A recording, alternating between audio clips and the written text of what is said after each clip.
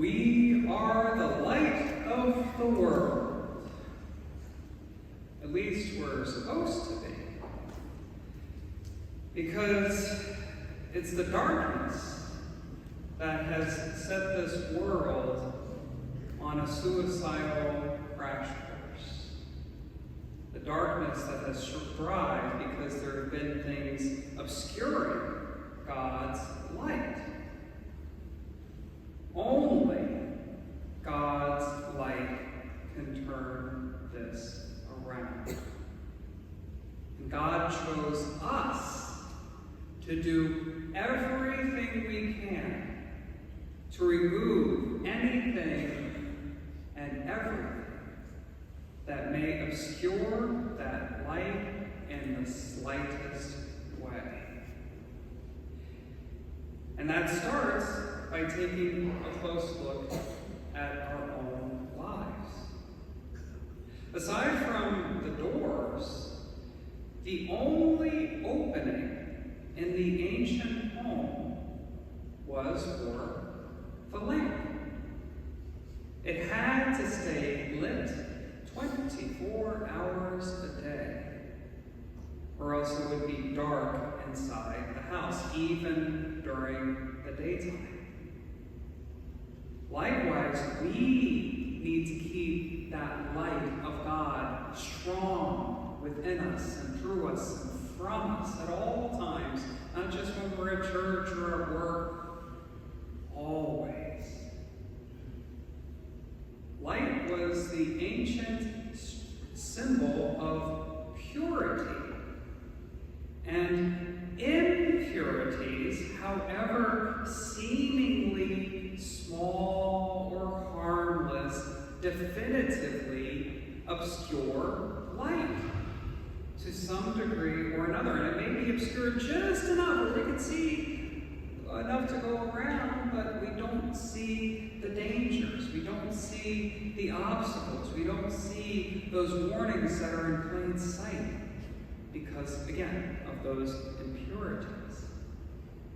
And while Lent begins in about 2 weeks, now, today is our time to take stock of what impurities, again, however small, what impurities are obscuring God's light in our lives? What do I need to do to get rid of these impurities once and for all, or at least chisel away at them as much as we can?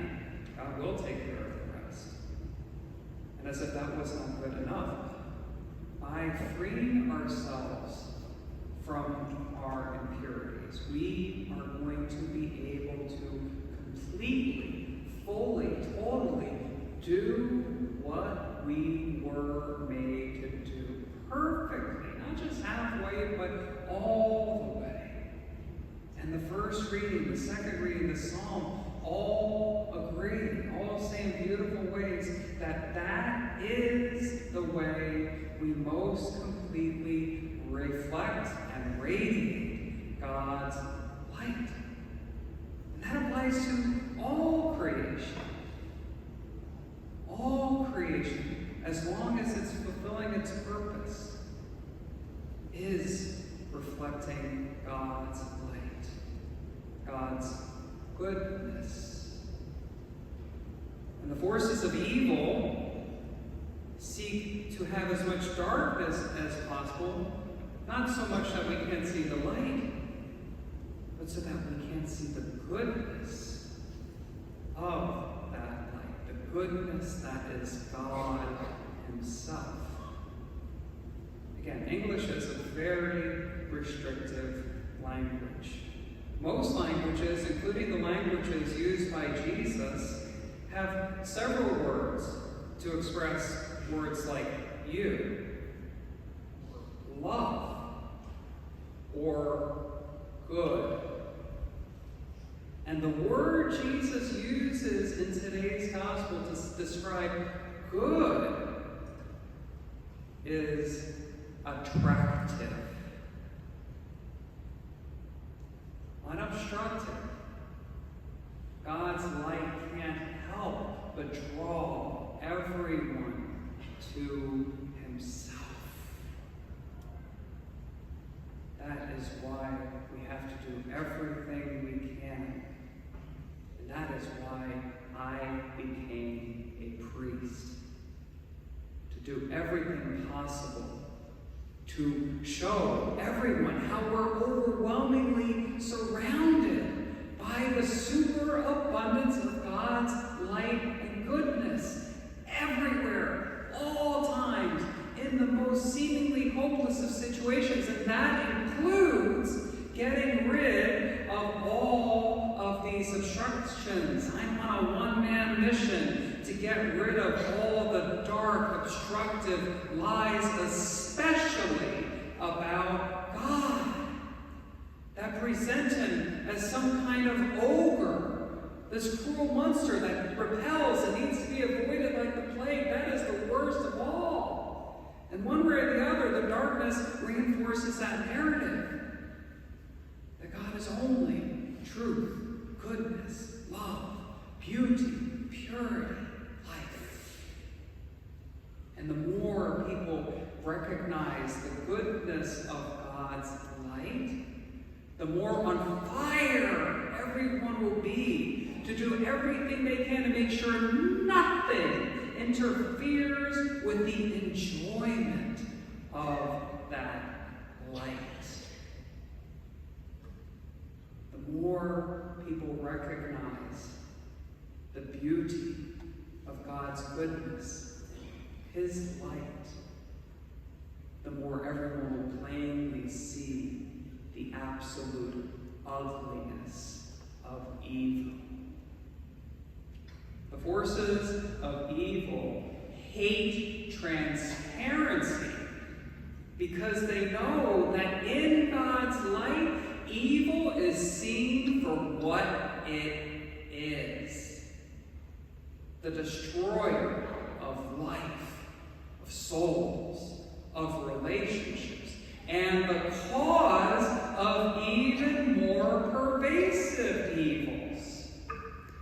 How else can we explain how so many of our so-called leaders who promise to protect our life and liberties actively, consistently, vigorously do everything they can to go against the oaths they promised to protect us with? How else can you explain how the dark idolatry of abortion, hedonism, and the army of wokeness, which seems to incorporate the worst elements of Hitler's brown shirts and Mao's red army to destroy everything we hold dear? How else can you explain how a Chinese spy balloon traversed the entirety of the continental United States? How else can you explain the growing weaponization of hate speech as this catch-all for anything that goes against the narrative, anything that they do not want us to say? In my home country of Ireland, they're enacting legislation. It's not just in Ireland, where you are accused of hate speech. You not just go to jail, you're on a registry, like a sex offender, for the rest of your life.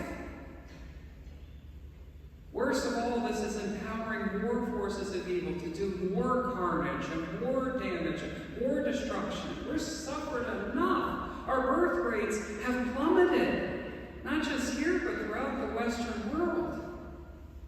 God chose you to turn things around. God chose you with the light of his love and your light to cast his light on these evils so everyone can see the evils for the wicked cockroaches that they are. It is not too late, but barely. One thing that all scientists are unanimous about is that there is nothing in creation faster than the speed of light.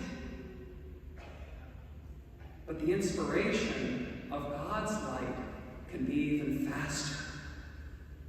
He's done that for me so many times on a daily basis. And I promise you, when you strive to do everything you can to remove the obstructions to God's light all around you and in your lives, I promise He will also do it for you.